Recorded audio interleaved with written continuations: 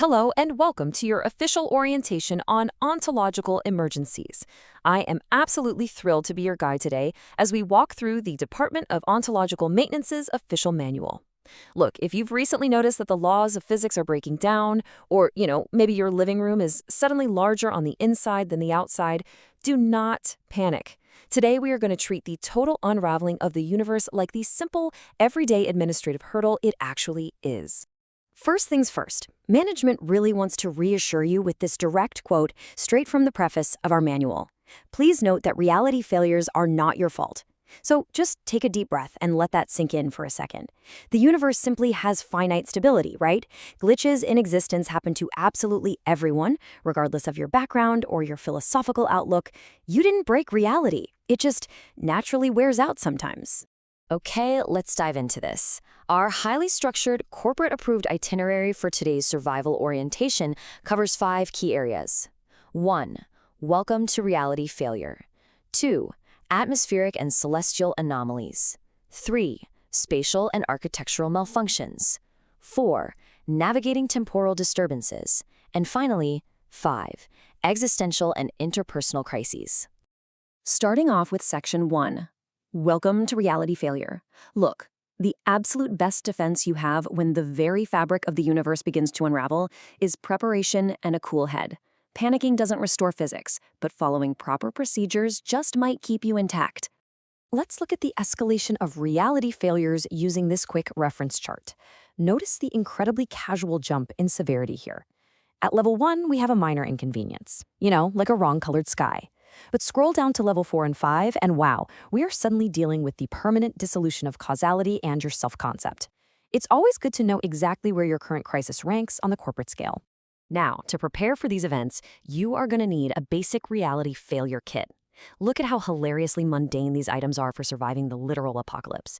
You've got your notepad, a compass, a mirror, but the best part? That sealed bottle of water. You're not packing this to stay hydrated, oh no. You're packing it to test if liquid physics have suddenly reversed direction. It is just a wonderfully practical solution to an absolutely impossible problem. Moving right along to Section 2, atmospheric and celestial anomalies. This is what to do when your environment starts acting up. Have you ever looked up and noticed the sky is plaid? Or perhaps it looks like television cream static? Or deeply upsettingly flush-toned? Well, our manual casually lists these exact impossible sky colors you might encounter. If you see this out your window, trust your instincts. Do not try to rationalize a burgundy sky. Your best course of action is to immediately seek indoor shelter away from the terrifying sky and just cover up your windows. And this brilliantly illustrates the standard operating procedure for upward rain. If precipitation is falling from the ground into the sky, first, just drop an object. This confirms whether gravity for solid objects still works. Then you need to reverse all of your survival instincts. Low ground is now a fountaining hazard, meaning it's so much more dangerous. Seek overhead shelter to protect yourself from below. And remember to put your electronics on a high shelf so they don't get soaked by water shooting straight out of your floorboards. On to Section 3, spatial and architectural malfunctions.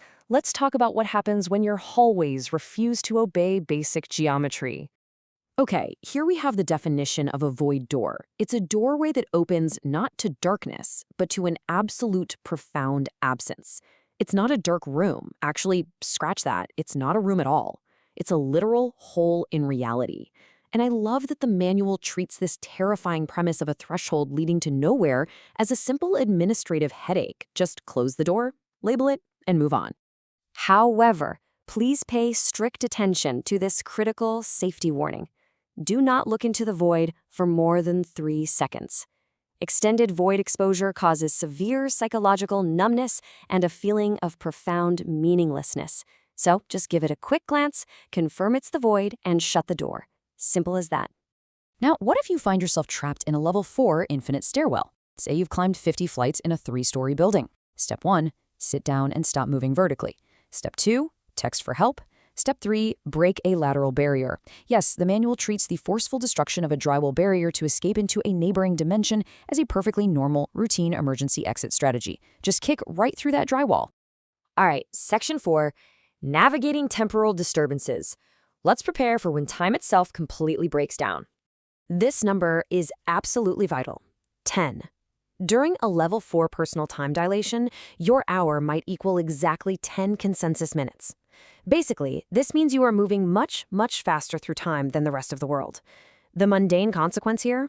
You will simply age much faster than your friends, your family, and your coworkers, which, makes scheduling meetings a little tricky, to say the least.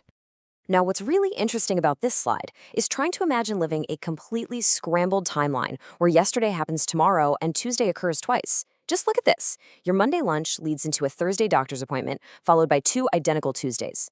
When time is this out of sync, you just have to date everything meticulously and accept that your life's narrative is now a non-sequential puzzle. Because of these wild time shifts, you're actually going to develop 2 types of memories: standard memories of the past and temporal memories, which are future events you've somehow already experienced. The manual's absolute best advice for remembering a conversation before it even happens: just pretend you don't know what the other person is about to say. Let them have their linear experience to avoid any severe social awkwardness. Finally, Section 5, existential and interpersonal crises. This is where we get into the terminal levels of reality failure. Here are the deeply unsettling indicators of neighbor existence cessation. This is when someone's reality just retroactively vanishes. You remember them, right? But no one else does. Photographs just show empty space where they used to stand. The official records completely vanish, and the new occupants of their home will swear up and down that they have always lived there. It is a terrifying realization, but as always, we must approach it methodically. So, the crucial point is, when someone ceases to exist, you must create a memorial document. Why?